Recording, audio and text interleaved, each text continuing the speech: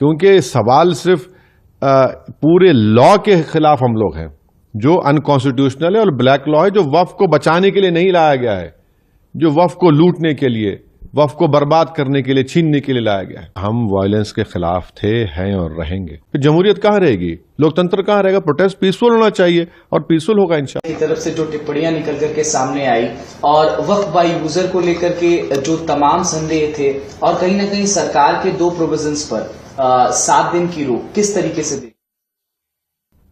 देखिए, supreme court ने interim relief दिया। हमारी पार्टी का और all India Muslim personal law board का ये स्टैंड रहा है कि ये पूरा कानून काला कानून है, ये अनकॉन्स्टिट्यूशनल है। इसलिए अनकॉन्स्टिट्यूशनल है ये कि फंडामेंटल राइट्स को वायलेट करता है, चाहे आर्टिकल 14 हो, 15 हो, 25 और 26 और 29 हो। तो ये जो इंटरिम ऑर्डर है, इससे हटकर हम इसको कॉशियसली देखते हैं। क्यों देखते हैं? क्योंकि इसमें करीब 45-48 अमेंडमेंट्स हैं। एक अमेंडमेंट ऐसा है कि अभी जब हम बात कर रहे हैं, लिमिटेशन एक्ट अप्लाई हो रहा है, तो जितने लोग लैंड ग्रैबर्स हैं या एंक्रोचर्स हैं वो मालिक बन रहे हैं।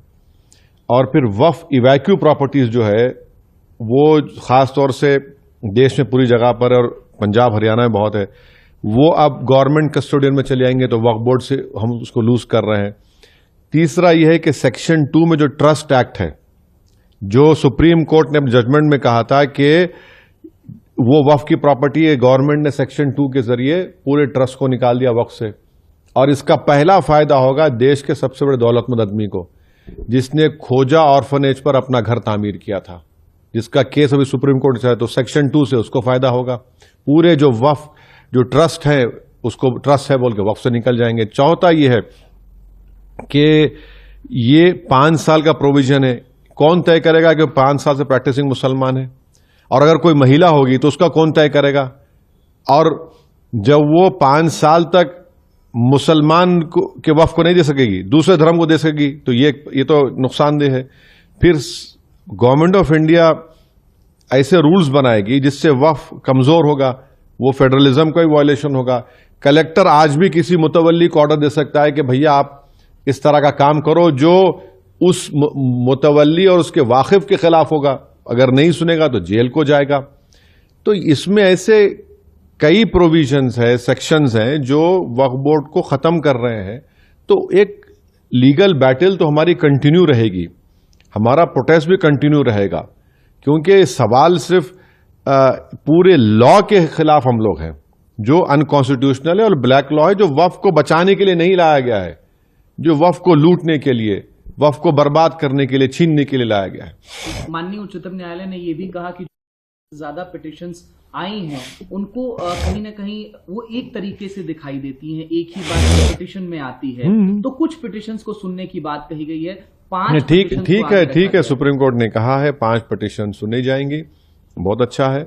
हम तो यही चाहेंगे कि ऑनरेबल सुप्रीम कोर्ट इसको जल्द से जल्द सुने, क्योंकि इसमें ऐसे कई सेक्शंस हैं जिससे वक्फ को खत्म किया जा रहा है, और हम उम्मीद करते हैं कि सुप्रीम कोर्ट इस पर सुनवाई करेगा और एक कंटिन्यूस बेसिस पर फ्यूचर में सुनवाई होगी। सर, वक्फ कानून के लागू होने के बाद देखा कि देश के कई हिस्सों में हिंसक प्रदर्शन हुए। पश्चिम बंगाल से ज्यादातर तस्वीरें देखिए हिंसा जो हो रही है हम उसका कंडेम करते हैं, चाहे वो एक हिंदू धर्म के बाप बेटे का मॉब लिंचिंग हो या फिर एक मुसलमान की पुलिस फायरिंग में मौत हो।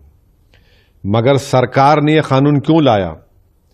आपने इस तरह का कानून बनाकर भारत के सोशल फैब्रिक को वीक कर दिया।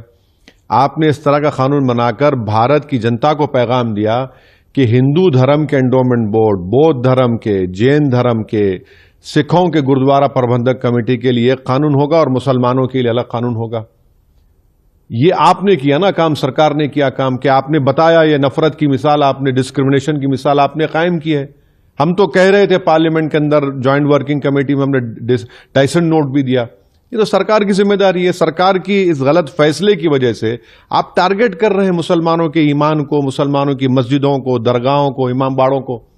और अब कैसे उम्मीद करेंगे कि कोई गयूर मुसलमान आपके सामने सर झुका देगा?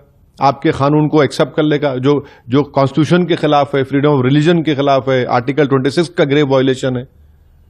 कल सीजे पर चिंता व्यक्त की थी जिस तरीके से हिंसा हो रही थी सर, और कहीं ना कहीं अब आगे किस राह पर देखते हैं इस कानून? देखिए हम वायलेंस के खिलाफ थे, हैं और रहेंगे, मगर प्रोटेस्ट हमारा अधिकार है। हम जनता के दरमियान में जाएंगे, अपनी बात को रखेंगे, प्रोटेस्ट होगा। All India Muslim personal law board ने जो प्रोटेस्ट का प्रोग्राम बनाया, हम उसकी सपोर्ट करते आए, सपोर्ट करेंगे। ह्यूमन चेन का उन्होंने ऐलान किया, एक डेट को ह्यूमन चेन होगी, एक तारीख के दिन कोई डेट अनाउंस होगा जिसमें 10 मिनट के लिए लाइट बंद होगी। महिलाओं का प्रोटेस्ट होगा। प्रोटेस्ट तो डेमोक्रेसी की रूह है भाई, वरना अगर प्रोटेस्ट नहीं होगा तो फिर डिक्टेटरशिप रह जाएगी, फिर जमहूरियत कहाँ रहेगी, लोकतंत्र कहाँ रहेगा। प्रोटेस्ट पीसफुल होना चाहिए और पीसफुल होगा।